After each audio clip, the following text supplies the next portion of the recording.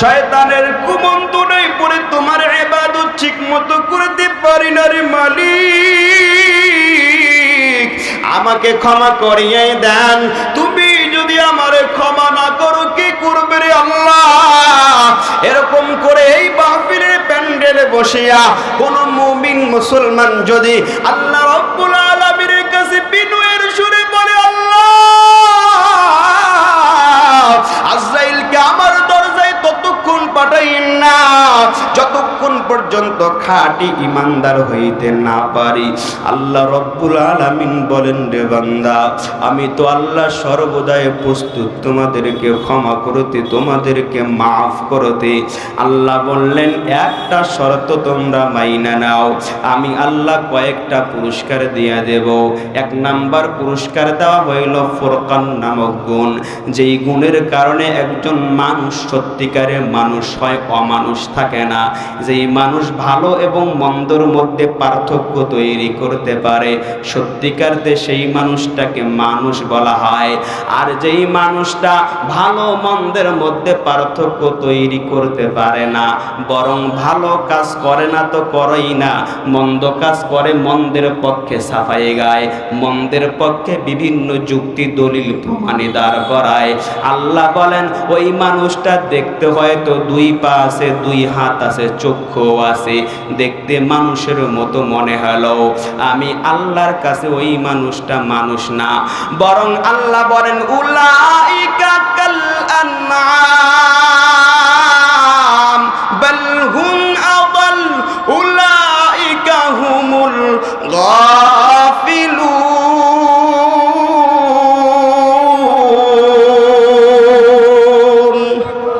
हकीकत से तो दुनिया बेखबर है, दुनिया की नुमाइश पर नजर है, नबी वो यम के अज दुनिया जुदा बश, बहर कारे के बाशी बा खुदा बश, चिस्ते दुनिया अज खुदा गाफिल बूदन, चिस्ते दुनिया अज खुदा गाफिल बूदन, नई कमाशो नकरवा फरजिंदुजान।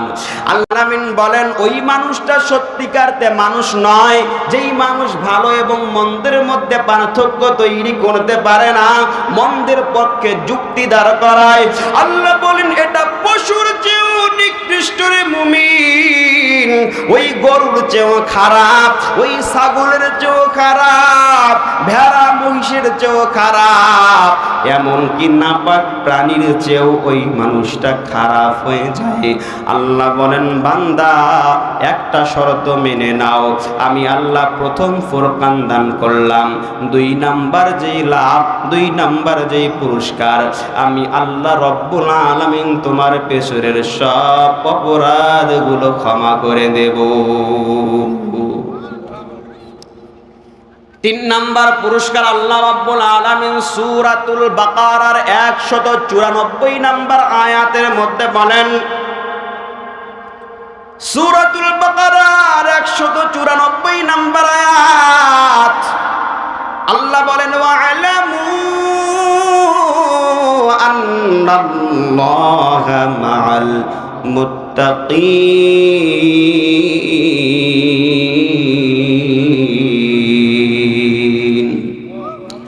আল্লাহ বলেন, একটা শর্ত মানছো, তিন নাম্বার যেই পুরস্কার আমি আল্লাহ দিব রে মুমিন,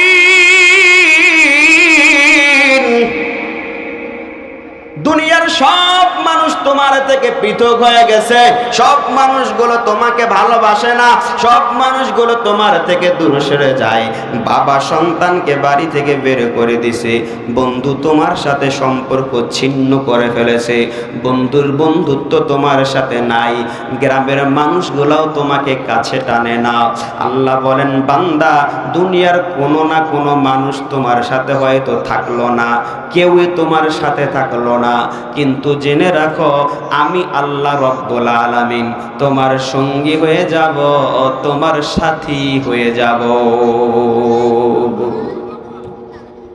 কে সঙ্গী হবেন চিন্তা করা যায়, চিন্তা করা যায়। ভাই রিভাব বাড়াও, ভাই সাউন্ডটা মোটা করে দাও। আল্লাহ রাব্বুল আলামিন সাথী হয়ে যাবেন, সঙ্গী হয়ে যাবেন। মাস্টারও বাড়ায়। 4 নাম্বার পুরস্কার আল্লাহ রাব্বুল আলামিন সূরাতুত তাওবার 4 নাম্বার আয়াতের মধ্যে বলেন, রে মুমিন, একটা মাত্র শর্ত তুমি মেনে নাও। 4 নাম্বার পুরস্কার আমি আল্লাহ রাব্বুল আলামিন, ইন্নাল্লাহা ইউহিব্বুল মুত্তাকিন।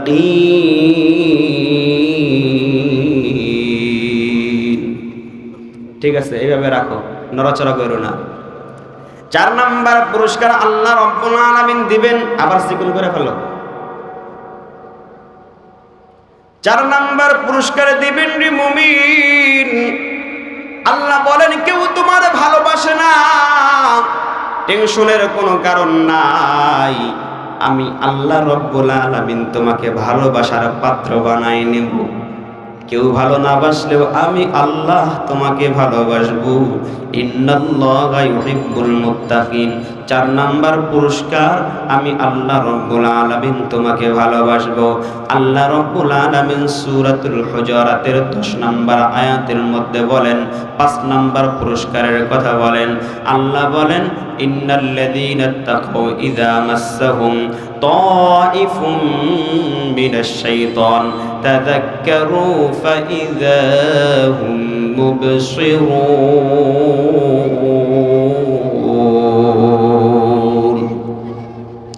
আল্লাহ রাব্বুল আলামিন 5 নাম্বার পুরস্কার দেবেন যদি কোনো মুমিন তাকওয়া অর্জন করে, আল্লাহ ভীতি, খোদা ভীতি দিলের মধ্যে অর্জন করে রে মুমিন। 5 নাম্বার পুরস্কার দিবেন, শয়তান যখন আমাদের দিলের মধ্যে কুমন্ত্রণা দিবে, ওয়াসওয়াসা দিবে, শয়তান যখন আক্রমণ করার চেষ্টা করবে, বিভিন্নভাবে জান্নাতের পথ থেকে আমাদেরকে বের করে জাহান্নামের পথে নেওয়ার চেষ্টা করবে, আল্লাহ রাব্বুল আলামিন বলেন, যেই বান্দা একটা শর্ত মাত্র মানবে, দিলের মধ্যে তাকওয়া অর্জন করবে, আমি আল্লাহ রাব্বুল আলামিন তার মধ্যে সেই সময় বিবেকবোধ জাগ্রত করে দেব। তাযাক্কারু, আমি রাব্বে কারিমের স্মরণ সঙ্গে সঙ্গে দিলের মধ্যে চলে আসবে। আর ওই বান্দা ফাইযা হুম মুবসিরুন, ওই বান্দার মাথার বিবেকটা খুলে যাবে, অন্তর চক্ষু খুলে যাবে, জ্ঞান চক্ষু খুলে যাবে। আর ওই বান্দার সঙ্গে সঙ্গে আমি আল্লাহর ডাকে সাড়া দিয়া ওই খারাপ পথ থেকে নিজেকে ভালো পথের পথিক বানাই নিবি। 5 নাম্বার পুরস্কার। 6 নাম্বার পুরস্কার আল্লাহ রাব্বুল আলামিন সূরাতুল আরাফের মধ্যে বলেন, সূরাতুল হুজুরাতের 10 নাম্বার আয়াতের মধ্যে আল্লাহ রাব্বুল আলামিন 5 নাম্বার পুরস্কারের কথা বলেন। 6 নাম্বার পুরস্কার আল্লাহ বলেন, ওয়াত্তাকুল্লাহা লাআল্লাকুম তুরহামুন।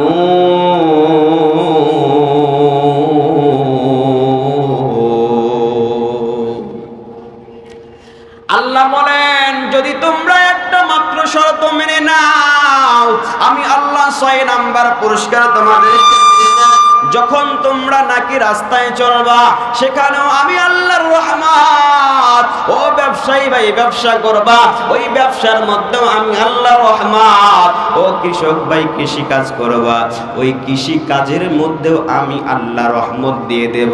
ও অটোওয়ালা ভাই অটো চালাইবা, অটো চালানোর সময় যদি আমি আল্লাহর ভয় দিলের মধ্যে ধারণ করো, আমি আল্লাহর ভয় তোমার দিলের মধ্যে থাকে, আমি আল্লাহ সেখানেও রহমত রাখবো। ওয়াত্তাকুল্লাহা লাআল্লাকুম তুরহামুন। আর বিমানের পাইলট বিমান চালাইবা, আসমানে উড়তেছ, ওই আসমানেও আমি আল্লাহর রহমত। ও সাগরের লঞ্চের নাবিক, জাহাজের নাবিক ভাই, জাহাজ চালাইবা, ওই জাহাজের মধ্যে বিশাল বড় তরঙ্গ সমুদ্রের মধ্যেও আমি আল্লাহর রহমত।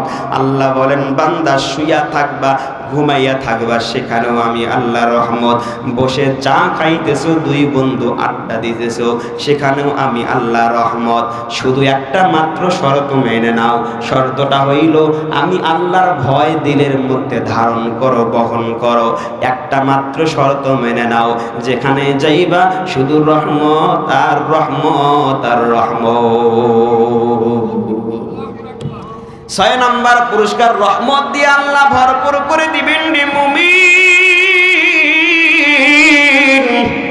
7 নাম্বার যেই পুরস্কার, সূরাতুত তালাকের 2 নাম্বার আয়াতের মধ্যে আল্লাহ রাব্বুল আলামিন বলেন, ওয়া মাইয়াত্তাকিল্লাহা ইয়াজআল লাহু মাখরাজা। যারা রিজিকের জন্য পাগল, ও কৃষক ভাই এখনো খাতের মধ্যে কাজ করো, সাবধান, সতর্ক হয়ে যাও। ও দোকানদার ভাই তোমরাও সতর্ক হয়ে যাও। ও দোকানদের মধ্যে যেখানে কাস্টমার এখনো তোমরা ভিড় জমায়েছো, তোমরাও সতর্ক হয়ে যাও।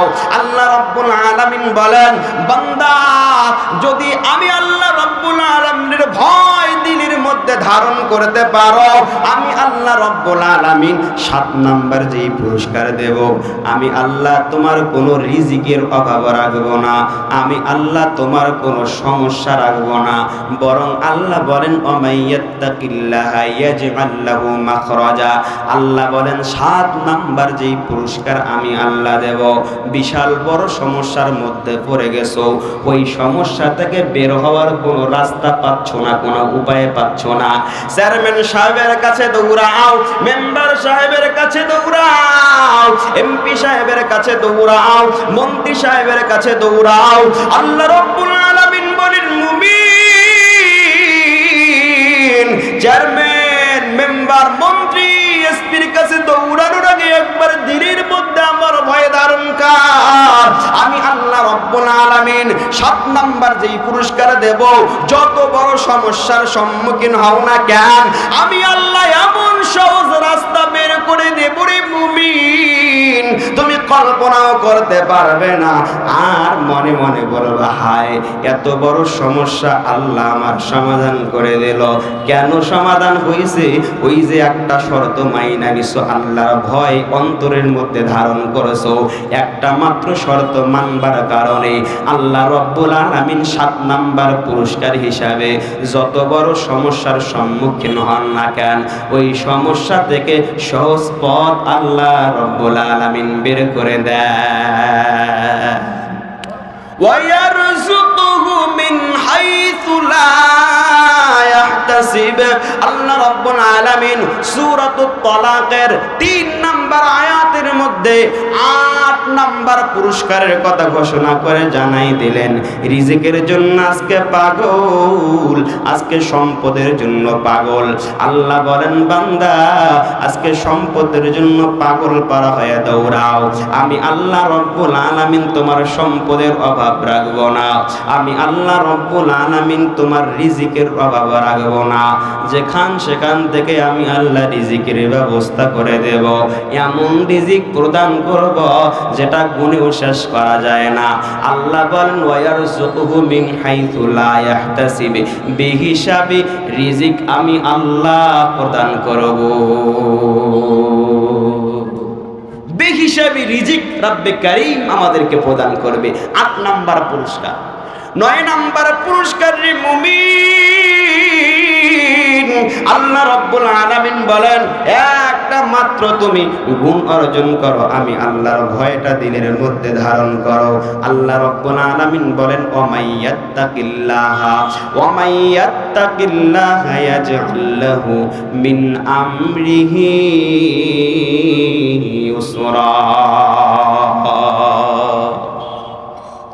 অনেক সময় অনেক কঠিন কাজ আসে আমাদের সামনে, এমন কঠিন কাজ, বড় বড় বুদ্ধিজীবী বৈশা গোল টেবিলে একটা বৈঠক ডাকা হয়, সকলে মিলে পরামর্শ কইরা, এরপরও সেটার কোনো সমাধান খুঁজে পাওয়া সম্ভব হয় না।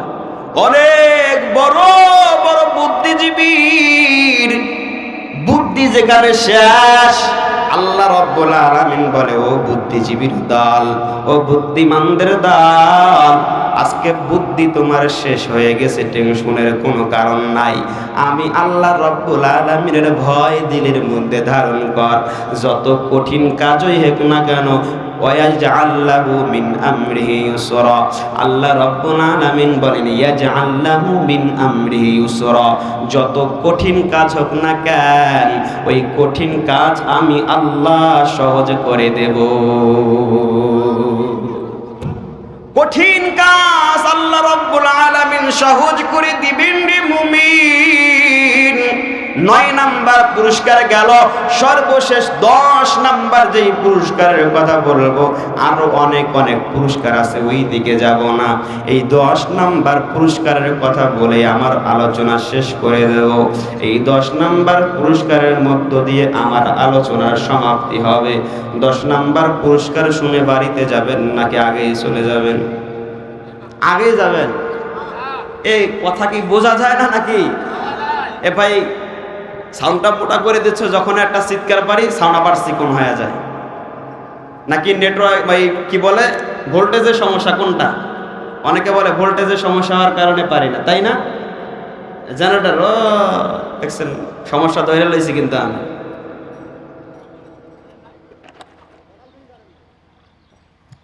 সকাল থেকে কারেন্ট নেই, কত চলে পারে। মেশিনও তো একটা মানুষ, তাই না? অনেকে হ্যাক হয়ে দিচ্ছে, মেশিনও তো একটা মানুষ, ওরাও তো একটা জীবন আছে, আর কতক্ষণ। 10 নাম্বার পুরস্কারটা এত বড় পুরস্কার, এত বড় একটা প্রতিদান। যদি মানুষ দুনিয়ার সব কিছু পেয়ে যায়, কিন্তু এই পুরস্কার যদি না পায়, ওই মানুষ ব্যর্থ মানুষ, ওই মানুষটা হলো পোড়া কপালওয়ালা মানুষ, তার চেয়ে দুর্ভাগা আর কেউ নাই। এজন্য এই 10 নাম্বার পুরস্কার অবশ্যই শোনা দরকার আছে। আর মাত্র কয়েক মিনিটের মধ্যে আমার আলোচনার সমাপ্তি টানবরে মুমিন। বক্সের সাউন্ডটা মোটা করো, আমার শ্রোতা যারা আছে এরা শুনলেই চলবে, বাইরের মাইকের সাউন্ড কম হলেও সমস্যা নেই। 2 বক্সের সাউন্ডটা রিভার্ব বাড়ায় দিয়ে মোটা করে নাও।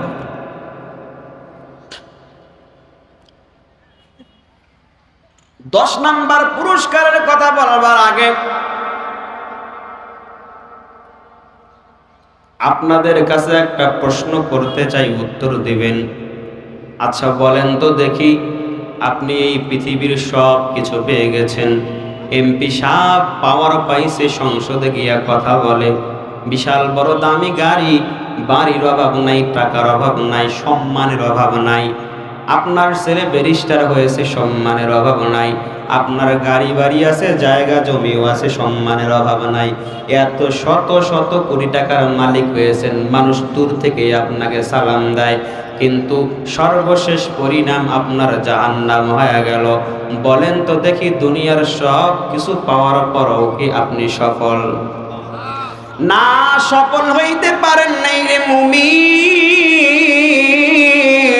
এই দুনিয়ার জমিন তো এমন জমিন, এই জমিনের মধ্যে তালবাহানা চলে, এই জমিনের মধ্যে সলসাতুরি চলে, এই জমিনের মধ্যে ঠকবাজি চলে, এই জমিনের মধ্যে উল্টা পাল্টা কইরাও বাঁচিয়া যাওয়া যায়। কারণ এই জমিনে যার যত পাওয়ার, এই জমিনে শেষ তত বড় সম্মানের অধিকারী, এই জমিনে বড় পাওয়ারওয়ালা মানুষ পাওয়া যায়। মুসলমান ভাইয়েরা আমার, আর অল্প সময়, বেশিক্ষণ না, মাত্র 20 থেকে 25 মিনিট আসরের আজান হয়ে যাবে।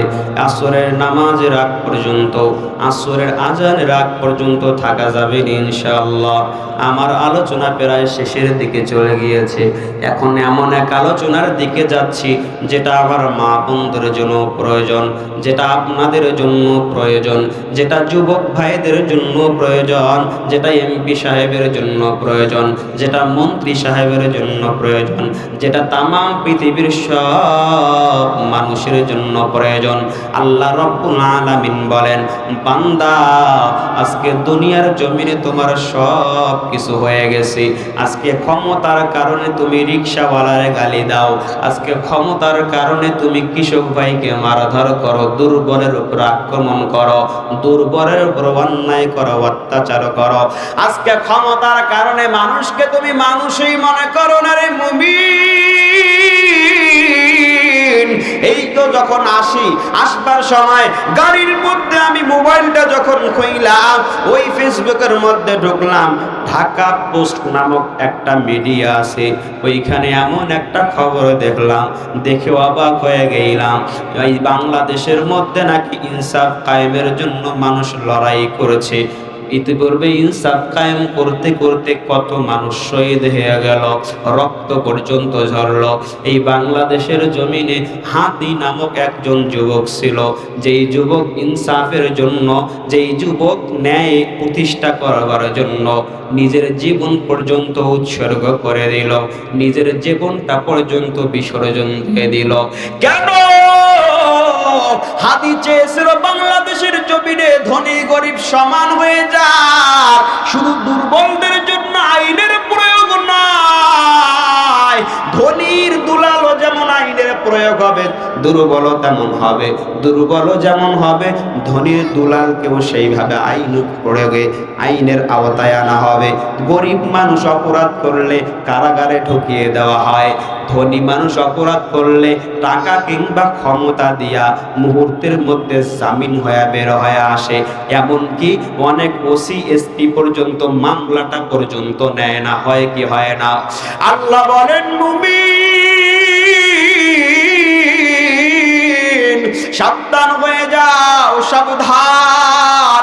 দুনিয়ার বিচারককে টাকা দিয়া কেনা যায়, দুনিয়ার বিচারককে মোবাইল ফোনের মাধ্যমে কেনা যায়। হ্যালো বইলা রাতের বেলা ফোন দিয়েছি, ও বিচারক ভাই কই? বাসার মধ্যে আছি। শোনো, আগামীকাল যেই মামলার রায় তুমি প্রকাশ করবা, যেই মামলার রায় তুমি প্রদান করবা, মামলার রায় কিন্তু খুব সাবধানে দিও। শোনো, আমি যেইভাবে তোমাকে এখন বলবো এইভাবেই তুমি রায় প্রদান করবা। যদি এদিক সেদিক অন্য কোনো রায় প্রদান করো তোমার মন মতো কিংবা ইনসাফের সাথে, আমার মন মতো যদি রায় প্রদান না করো, ওই চার দেয়াল কারাগারের ভিতর তোমার ঠিকানা হবে। বিচারক বেচারা সতর্ক হয়ে গেল, নিজের জীবনের ভয়, মামলার ভয়, হামলার ভয়। নেতাজি রাতের বেলা ফোন দিয়ে যেইভাবে বলে সেইভাবে রায় প্রদান করে। হয় কি হয় না? রাতের বেলা এক বস্তা টাকা পাঠাই দিছে বিচারকের বাড়িতে। ভাই, টাকার বস্তা দেখিয়ে বিচারক মশাই এবার পরের দিন টাকা দেনওয়ালা ঘুষ প্রদানকারীর পক্ষে রায়টা দিয়ে দেয়। হয় কি হয় না? আল্লাহ বলেন, সাবধান, কিয়ামতের দিন তো এমন একটা দিন হবে, ওই দিন দুনিয়ার মতো একটা আদালত বসানো হবে। দুনিয়ার জমিনেও বিচারক বসানো হয়, কিয়ামতের দিনেও বিচারক বসানো হবে। দুনিয়ার কোনো মানুষ বিচারক হিসাবে সেই দিন বসবেন না, বরং আল্লাহ রাব্বুল আলামিন বলেন, আমি আল্লাহ ওই কিয়ামতের দিন স্বয়ং বিচারক হয়ে বসব। আল্লাহ বলেন, আলহামদুলিল্লাহি রাব্বিল আলামিন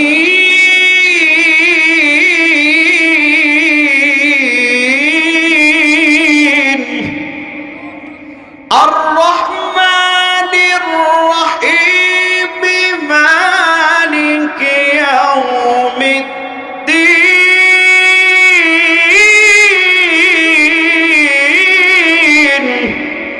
আল্লাহ রাব্বুল আলামিন বলেন, সাবধান হয়ে যাও, সতর্ক হয়ে যাও। দুনিয়ার জমিনের আদালত এমন আদালত, এই আদালতের বিচারককে টাকা দিয়ে কেনা যায়, এই আদালতের বিচারককে ফোন দিয়ে পাওয়ারের মাধ্যমে, ক্ষমতার মাধ্যমে কেনা যায়। কিন্তু কিয়ামতের দিন এমন এক বিচারক হিসাবে আমি আল্লাহ রাব্বুল আলামিন বসে যাব। আমি আল্লাহ তো এমন বিচারক, আমার কাছে টাকা দিলেও কোনো কাজ হবে না, ক্ষমতাও কোনো কাজ হবে না। আল্লাহ বলেন, বান্দা এই কিয়ামতের দিন আমি আল্লাহ আদালত বসায়া বিচারক হইয়া মামলা হবে আমার আদালতে। আল্লাহ রাব্বুল আলামিন বিচার শুরু করে দেব, আর বলবো লিবাদিল মুলকুল ইয়াউম লিল্লাহিল ওয়াহিদিল কাহ্হার। আল্লাহ এই দিন বলবেন, ও ক্ষমতাধর কোথায়, ও আবু জাহেল কোথায়, ও ফেরাউন কোথায়, ও নমরুদের অনুসারীরা কোথায়, এই দিকে আয় দেখি তোমাদের কেমন ক্ষমতা।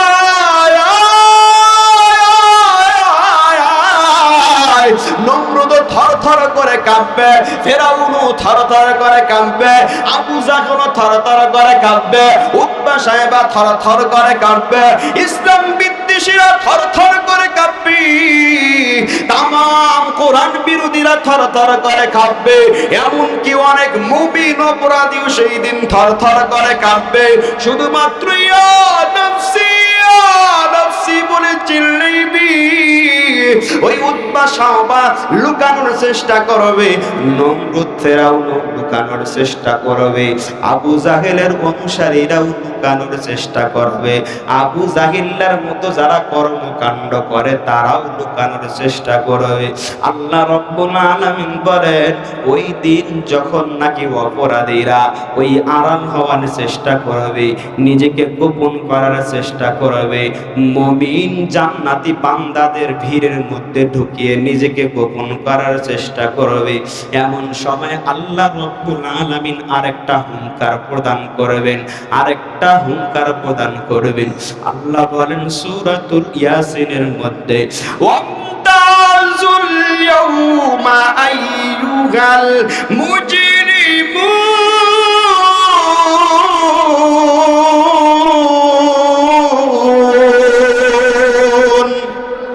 আল্লাহ রাব্বুল আলামিন বলেন, ও অপরাধীরা, ও পাপীরা, ও নাফরমান, কোথায় লুকাও? লুকায় আজকে আমার চোখের আড়াল হইতে পারবা না, আমার দৃষ্টির আড়াল হইতে পারবা না, পৃথক হয়ে যাও, আলাদা হয়ে যাও, ও অপরাধীরা আলাদা হয়ে যাও।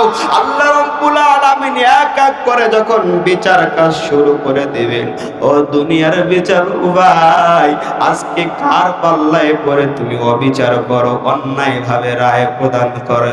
ও দুনিয়ার টাকাওয়ালা ভাই, আজ কার পাল্লায় পরে কোন শয়তানের ধোকায় পড়ি আজকে টাকার অপব্যবহার করো, টাকা দিয়ে রায় কিনে নাও? ও দুনিয়ার ক্ষমতাওয়ালা ভাই, আজকে কার ধোকায় পড়ে আজকে ক্ষমতার অপব্যবহার করো, দুর্বলদের উপর ক্ষমতা প্রয়োগ করো? সেই দিন তোমার ক্ষমতা কি হবে? ওই রিকশাওয়ালার যেই অবস্থা তোমারও একই অবস্থা, ওই কামলার যেই অবস্থা তোমারও একই অবস্থা।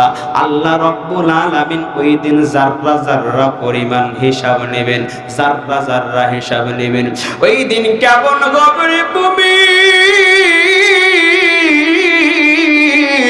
আদরের কলিজার টুকরা সন্তান মায়ের সামনে দিয়ে দৌড়ায়া দৌড়ায়া পালাইবি, মা কলিজার টুকরা সন্তানকে ডাক দিবে আর বলবে, আব্দুল্লাহ, ও আব্দুল করিম, এই দিকে আয়, বাবা আমি বড় অসহায়। কলিজার টুকরা সন্তান, ও গর্ভধারিণী আম্মা জানেরা, ও জনম দুঃখী আম্মা জানেরা, পর্দার আড়াল থেকে শুনিয়া নাও, তোমার কলিজার টুকরা সন্তান যেই সন্তানের জন্য, যেই সন্তানের রান্না করবার কারণে তোমার নামাজ কাজা হয়, যেই সন্তানের রান্না করতে গিয়ে ফজর কাজা করো, যেই সন্তানের কাপড় কাচতে গিয়ে জোহর কাজা করো, যেই সন্তানের জন্য আসর মাগরিব ঈশার নামাজ কাজা করো, এমনকি পড়ো না, এরকম অনেক মা বোন আসো।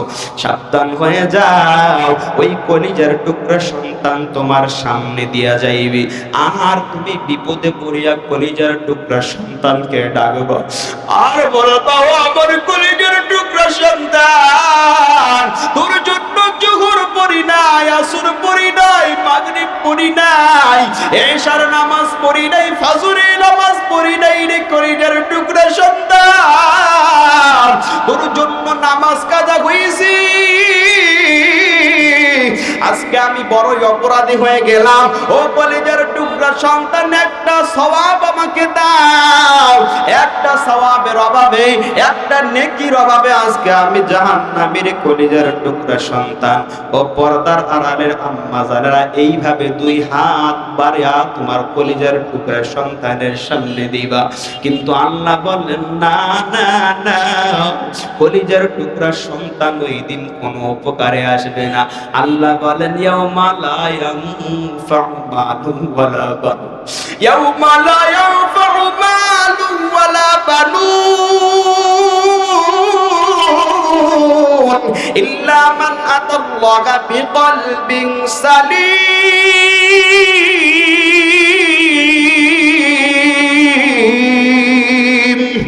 আল্লাহ রাব্বুল আলামিন বলেন, ওই কলিজার টুকরা সন্তানের সামনে জনম দুঃখিনী মা দুই হাত বাড়ায় দেবী আর বলবে, আমার কলিজার টুকরা সন্তান, একটা মাত্র নেকির প্রয়োজন দাও।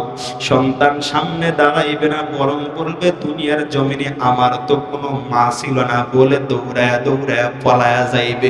ও আব্বা জানেরা, ও দাড়ি পাকা মুরব্বি বাবারা, ও কৃষক ভাই, ও ব্যবসায়ী ভাই, তোমরাও ভালো করে শুনিয়া লও, তোমাদের সামনেও তোমার কলিজার টুকরা সন্তান আসবে, যেই কলিজার টুকরা সন্তানের কারণে, যেই কলিজার টুকরা সন্তানের আয় রোজগার করে দেওয়ার কারণে, বাড়ি গাড়ি করে দেওয়ার কারণে আজকে ক্ষেতের মধ্যে কাজ করতে গিয়ে তোমার নামাজ কাজা হয়ে যায়, গাড়ি চালাইতে গিয়া তোমার নামাজ কাজা হয়ে যায়, ব্যবসা করতে গিয়ে তোমার নামাজ কাজা হয়ে যায়।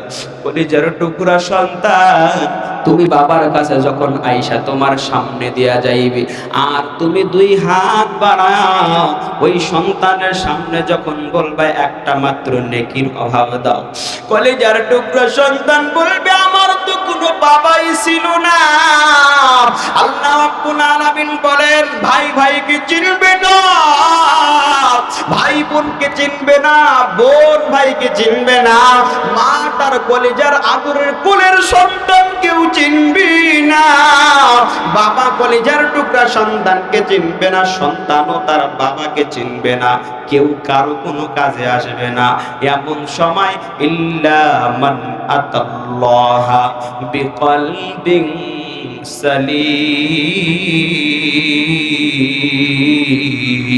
সালিম। আল্লাহ রাব্বুল আলামিন বলেন, এই কঠিন মুসিবতের সময় একটা ভালো অন্তর, ভালো দিলওয়ালা মানুষ ওই দিন রাব্বে কারীমের সাহায্য পাইবে। আল্লাহ বলেন, যেই দিলটা পরিশুদ্ধ হয়েছে, যেই দিলটা পরিচ্ছন্ন হয়েছে, জিকিরের মাধ্যমে পরিচ্ছন্ন করা হয়েছে, যেই দিলকে দানের মাধ্যমে পরিশুদ্ধ করা হয়েছে, যাকাতের মাধ্যমে পরিশুদ্ধ করা হয়েছে, নামাজের মাধ্যমে যেই দিলকে পরিশুদ্ধ করা হয়েছে, আল্লাহ বলেন, এমন দিলওয়ালা মানুষের জন্য রাব্বে কারীম নিজেই সেই দিন সহযোগিতা করবে। এমন দিলওয়ালা মানুষের জন্য আল্লাহ সাহায্যকারী হবে, আল্লাহ সাহায্যকারী হবে। ভাইরা আমার, ওয়াজের একেবারে শেষ পর্যায়ে চলে এসেছি। আমি প্রায় ওয়াজে একটা করে আঙুল দিই। এতক্ষণ যা আওয়াজ করা হয়েছে, নসিহত করা হয়েছে, সর্বশেষ আপনাদেরকে একটা আঙুল দিয়ে যাই। প্রায় মাহফিলে একটা আমল দেয়া যায়, আপনাদেরকে এই আমলটা দেয়া যায়, একটু মনোযোগ দিয়ে শুনবেন, একটু প্র্যাকটিস করবেন, একটু মনোযোগ দিয়ে আমলের কথাটা শুনবেন। রাত যখন গভীর হয়ে যায়, নির্জন গভীর রাত্রি, নিরিবিলি চতুর্দিকে ঝিঝি পোকার ডাক, খাকশিয়ালের ডাক শুরু হয়ে গেল।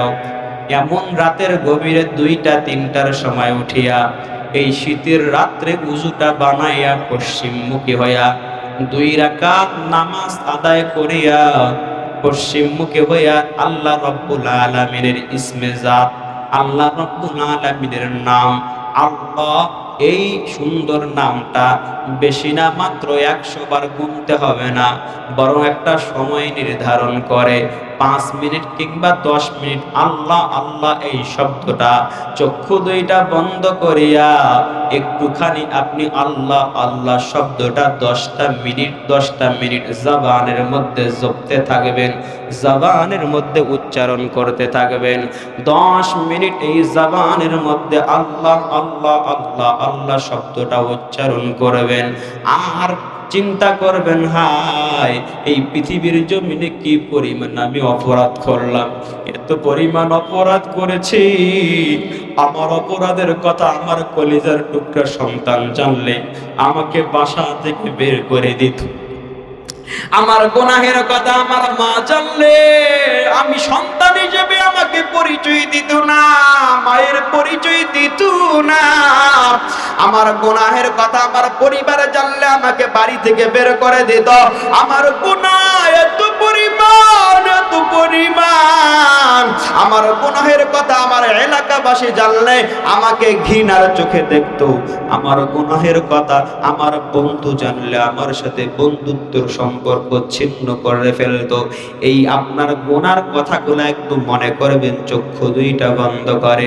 গুনাহের বিপরীতে কি পরিমাণ আল্লাহ আপনাকে নিয়ামত দিয়ে রেখেছেন, কি পরিমাণ নিয়ামত আপনি আল্লাহর উপভোগ করছেন, একটু এই দিকেও চিন্তা করবেন যে এত পরিমাণ গুনাহ করার পরও ওই আল্লাহ আমার রিজিক বন্ধ করলেন না, ওই আল্লাহ আমার পানি খাওয়ার যে শক্তি সেটাও বন্ধ করলেন না, বাতাস বন্ধ করলেন না, হাত নাড়ানোর ক্ষমতা বন্ধ করলেন না। এরকম চিন্তা করবেন আর জিকিরও চলবে, আল্লাহ আল্লাহ আল্লাহ জিকিরও চলবে চক্ষু 2টা বন্ধ করিয়া। আর নিজের অপরাধের কথা স্মরণ করবেন, অপরাধের বিপরীতে আল্লাহ রাব্বুল আলামিন কি পরিমাণ নিয়ামত দিয়া রেখেছেন ওই নিয়ামতের কথা স্মরণ করবেন। বেশি না 10টা মিনিট এই যে আমলটা দিলাম, এই আমলটা 10টা মিনিট প্র্যাকটিস করবেন, 10টা মিনিট আমলটা করবেন। আমি কথা দিয়ে গেলাম, যদি কোনো মুমিন বান্দা এরকম গভীর রাত্রিতে, রাতের অন্ধকারে, রাতে ওই ঘরের বাতিটা বন্ধ করিয়া পশ্চিমমুখী হইয়া চক্ষু 2টা বন্ধ করিয়া আল্লাহকে হাজির নাজির মারিয়া আল্লাহ নামটার জিকির 10টা মিনিট করতে পারে আর নিজের গুনাহের কথা স্মরণ করে আর ওই অন্ধকার কবরের কথা ভাবতে পারে, আমি আল্লাহর কসম করে বলি, যদি মুমিন হয়ে থাকে, আল্লাহকে বিশ্বাসী হয়ে থাকে, চোখের পানি আপনি ধরে রাখতে পারবেন না, কন্ট্রোল করতে পারবেন না। ওটা আপনার 2 চোখের পানি আপনার গাল বিবি বুকের মধ্যে পড়ে বুকটা ভিজে যাবে রে মুমিন। আল্লাহ রাব্বুল আলামিন এই গভীর রাত্রিতে যখন নাকি রাত্র গভীর হয়ে যায়, ওই গভীর রাত্রিতে আল্লাহ রাব্বুল আলামিন দুনিয়ার আসমানে চলে আসেন আর বলেন, বান্দা আর কত গুনাহ করবি, আর কত পাপ করবি, আয় আমি তো তোরে জাহান্নামে দেওয়ার জন্য বানাই নাই রে বান্দা, আমি তো তোরে জান্নাতে দেওয়ার জন্য বানাইছি। ওরে গোলাম তাওবার দিকে ফিরে আয়, ইস্তিগফার কর, আমি আল্লাহর কাছে মাফ চাও। চক্ষু 2টা বন্ধ হয়ে গেলে সবকিছুই তোমার না।